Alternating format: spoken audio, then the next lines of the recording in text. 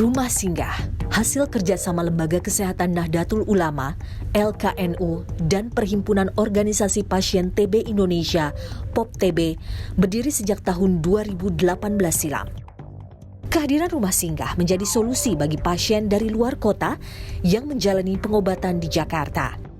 Di masa pandemi seperti saat ini, rumah singgah juga bisa jadi pilihan bagi pasien TBC di Jakarta yang tengah jalani pengobatan. Nah, kenapa ada shelter ini memang untuk memutuskan rantai penularan selama masa perjalanan mereka. Khawatirnya mereka tidak pakai masker atau mereka batuk-batuk di kereta, batuk-batuk di bis, batuk-batuk di mobil online atau di transportasi umum. Ini kan bisa berpotensi menularkan siapa saja. Nah, dengan ada shelter itu minimal mengurangi laju infeksi atau penularan kepada orang lain. Tak hanya di Jakarta, di sejumlah daerah juga terdapat rumah singgah yang dikhususkan untuk pasien TBC.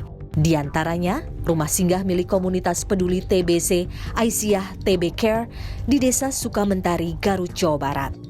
Keberadaan rumah singgah menjadi salah satu upaya meringankan pasien yang memiliki kendala akses ke pelayanan kesehatan dan beban finansial.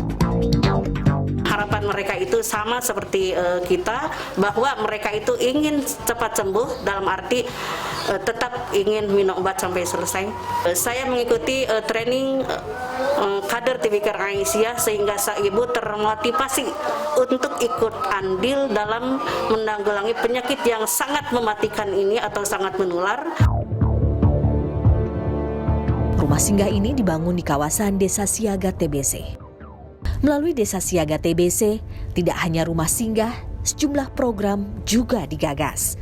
Di antaranya penataan kawasan kumuh, serta penyediaan rumah sehat serta bantuan sosial kepada para pasien TBC yang sedang dalam proses pengobatan. Kami melihat bahwa angka capaian di Sukamentari itu selalu tinggi gitu ya, baik dari suspek yang terduga TB maupun yang dinyatakan positif TB-nya tinggi, sehingga kami merasa bahwa di sini sangat perlu dibangun sebuah desa percontohan, desa siaga TB dan lingkungan yang sangat padat, sehingga kami berkolaborasi dengan Yahintara, Yayasan Arsitektur Hijau Nusantara itu untuk membenahi lingkungannya menjadi lingkungan sehat. Karena penyakit TB itu bukan hanya perlu obat gitu ya, tetapi dia itu memang dari segi lingkungan sangat berpengaruh juga. Jadi Desa Siaga ini sebenarnya kita juga merupakan antisipasi ya, belajar dari pandemi COVID-19, ternyata ketahanan kesehatan yang sudah dimulai pada tingkat desa itu akan memberikan dampak percepatan pencapaian eliminasi tuberkulosis. Kita melihatnya sebagai suatu opportunity. Negara berusaha mewujudkan Indonesia bebas TBC pada 2030. Lantas, bagaimana langkah negara dalam menangani TBC di tengah pandemi COVID-19?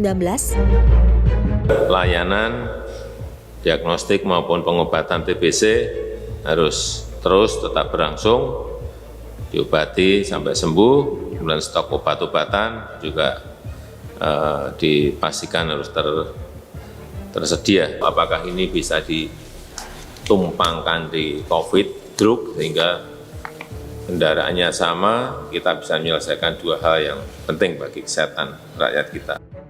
Data Kementerian Kesehatan menunjukkan temuan kasus tuberkulosis pada rentang waktu Januari hingga September 2020 mengalami penurunan. Hal ini tentu akan memengaruhi program penemuan kasus dan mengeliminasi tuberkulosis di Indonesia. Di masa pandemi COVID-19 ini hampir semua layanan penyakit-penyakit esensial ya, termasuk juga penyakit tuberkulosis mengalami penurunan cakupan.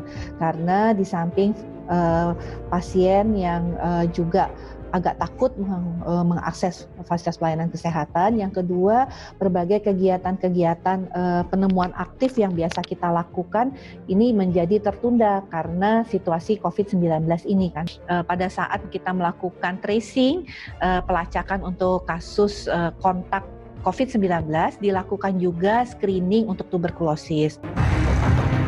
Data yang dihimpun oleh Persatuan Rumah Sakit Seluruh Indonesia atau PERSI, kasus tuberkulosis sebagian besar tuntas dijalani di fasilitas kesehatan, rumah sakit, dan klinik swasta.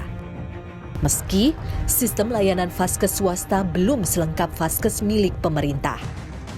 Jadi yang kita harapkan bahwa memang pemerintah harus meraih atau mengajak ya rumah sakit untuk ikut bersama-sama dalam program pengelolaan atau pemberantasan tuberkulosis ini.